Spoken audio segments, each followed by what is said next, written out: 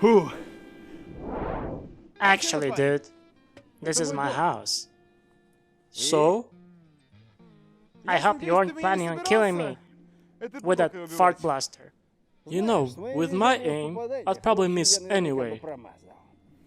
Then I have a better double barrel for you. Yeah, it's actually more like a triple barrel, to be honest.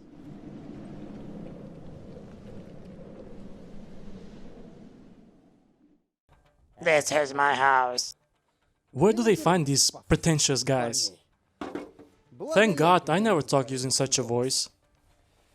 Well, friends, this is really a triple barrel because it has 3 genuine combat parts. In today's Heavy Caliber Ruckus episode, RPG-30 KRYUK.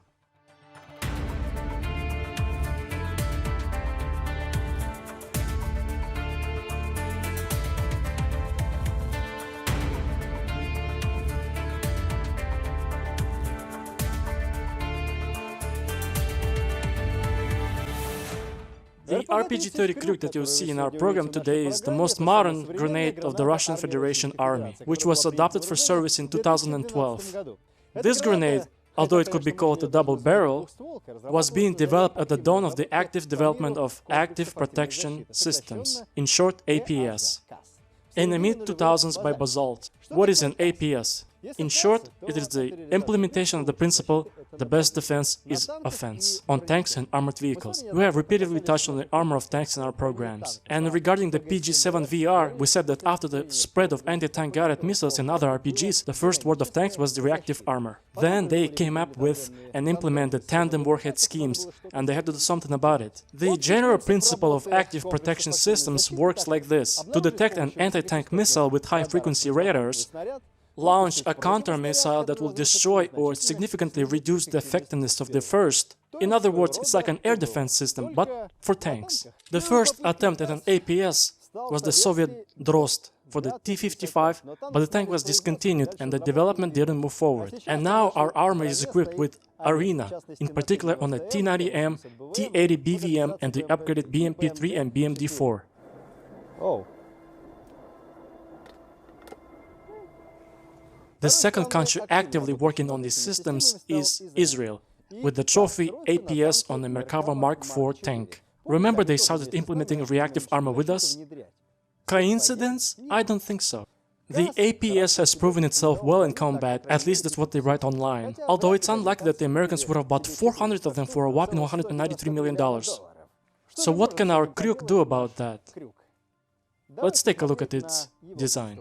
This RPG is basically a cylindrical TPK, transport and launch container made of aluminum and fiberglass.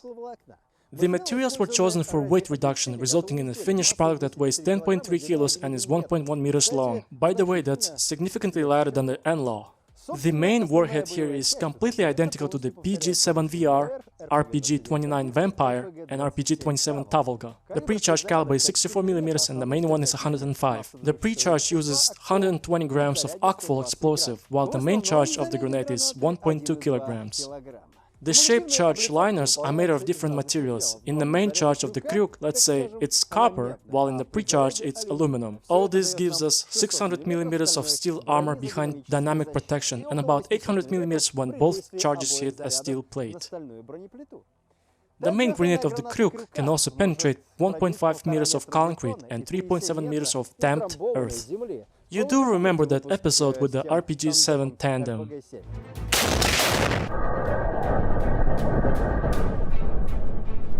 Given the unified warhead, we'll have to see how the Tandem works this time. The main feature of the KRYUK is the bi-caliber system, meaning there's this 72mm launch tube with the IG-30 rocket.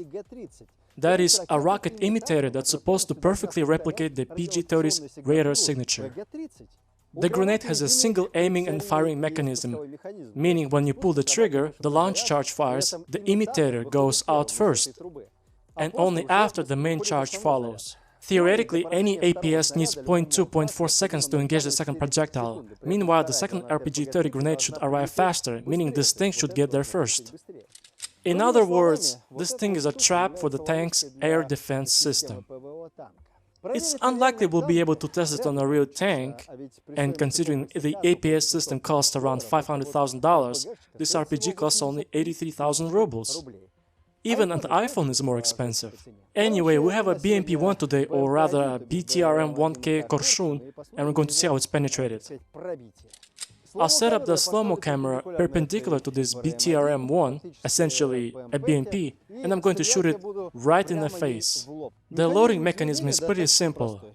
We take and move the handle back, there it is, put it on your shoulder, bam, flip the sides, I pulled the pin, oh, it's a big one. So basically, here's the trigger mechanism.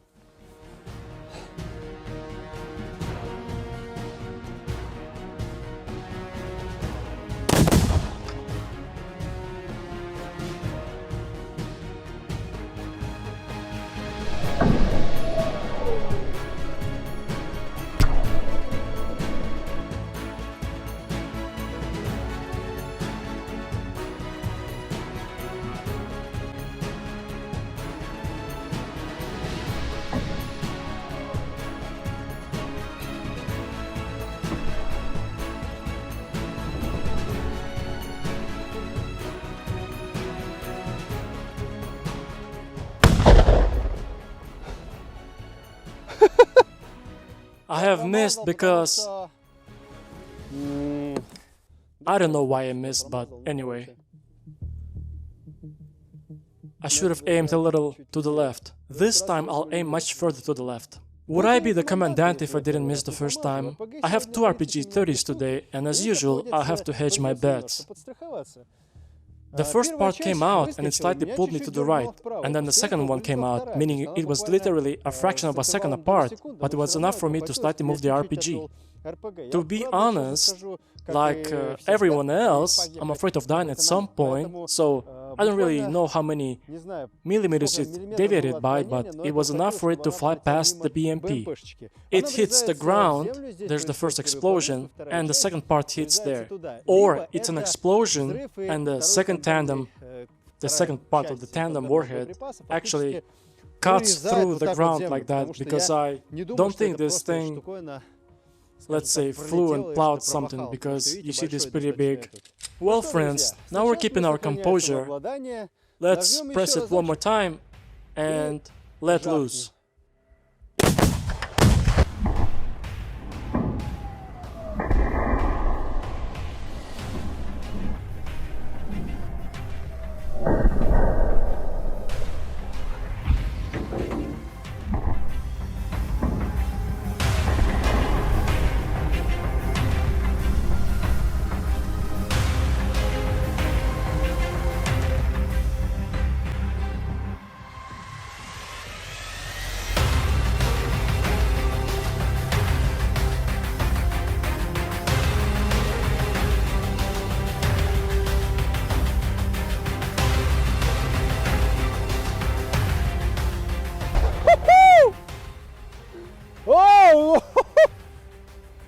I think I've hit the turret. Holy crap, dude. Look at that. I hit the turret dead on. You wouldn't believe it. Yeah, right there, into the side, under the turret. Listen, I think I punched right through it. Holy crap. I was aiming a little left of its backside. Somewhere in here the IG-30 and the shaped charge went in. Look, it hits and goes inside. And judging by the fact that there's no junk around here, it worked as it should. It worked as it should, damn it. Now that's what I'm talking about. Take a look inside. Hello? Anybody here? Seems like there's nobody here. Look inside. It punched right through it, look. Awesome! Офигеть! The RPG-30 just blew right through it, so it would definitely take out the tank. Look, the impact was so powerful that the upper part flew off. And the first part, by the way, when I missed, I'll tell you why I missed. This thing is from the front, from the IG-30. It hit right there, went down, and to the right, the recoil shifted my aim slightly. But I adapted. I'm a Russian after all. Russians adapt to everything. So I'm like, let me adjust a bit to the left. Bam! Oh look, there's fragmentation damage here. Look here, it's really hot. No way, listen, it's so hot. Rough. Some fragments, maybe it's secondary. No, it's not secondary fragments, it's pure fragments that punch through the armor here. Flew inside and pierced right through it.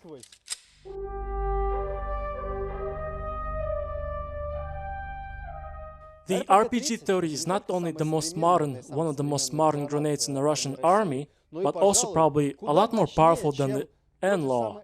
Look, the NLAW, yeah, it punched through the BMP from above, but this thing blows through it uncompromisingly. And there's also a decoy. That is, if it had not only dynamic protection but also an APS, that is a system, basically an air defense system for the tank, then the first part crashed here somewhere, it hit, it's so light, boom, something would have likely detonated there, the projectile would have flown off, and then it would have blown through. This is probably the mightiest today, according to my personal Komandantes. My personal recommendation, let's say, the RPG-30 is the most powerful grenade I've ever seen used against armor. It is not a tank, of course, but you've got to admit, it's amazing that it blows right through it. I can look inside and see the hole through, as can you in fact. Look at what we have here. Part of the jet engine flew off to the left. You see, it's still smoldering. Initially it was burning quite well. By the way, I think if we were Brits or Swedes, we would of course say, you know, this grenade is so powerful that besides the fact that sunlight is dispersed in all directions 100,000 times better, there's so much smoke that everything detonates, ignites, and so on. Remember the AT-4 we launched?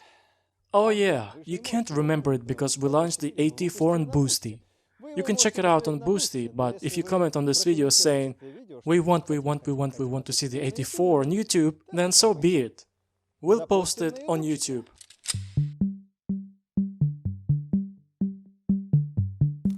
Its reactive part from the jet engine, let's say, looks like this. Well, Boom! Holy crap, this thing was closed shut. Let's see if we can see anything inside. Yo! You know what's cool? That thanks to the RPG-30 rocket-propelled grenade shot, I can see all the way through. Basically, it took out the front part, and I can look through it from left to right to left to be precise. Everything worked as it should, unlike the PG-7VR. Apparently that batch was subpar. This time the Tandem Warhead worked. Not only did it blow through the BMP, don't ask me why I have coffee in my hand, because I just wanted to be more alert. It simply completely blew off the entire control system for the commander gunner of the BMP-1. It basically destroyed them. As you understand, the commander gunner would have not likely remained unharmed. Inside, you can see that the BMP-1 is slowly becoming an irrelevant target for our videos. You probably want to say, maybe you'll have a tank someday. Maybe we will have it someday. The RPG-30 is arguably the most powerful grenade with a tandem warhead, and it also has a deception option. So for me, it's probably the smartest munition I've seen to date. I haven't shot the javelin yet, and I will definitely shoot one because I already have the rocket itself, the grenade itself. I'm just looking for the remote control for this launch mechanism. So far, I haven't found it, to be honest. Well, this was Heavy Caliber Ruckus with you. Stay tuned, and it's only going to get more interesting.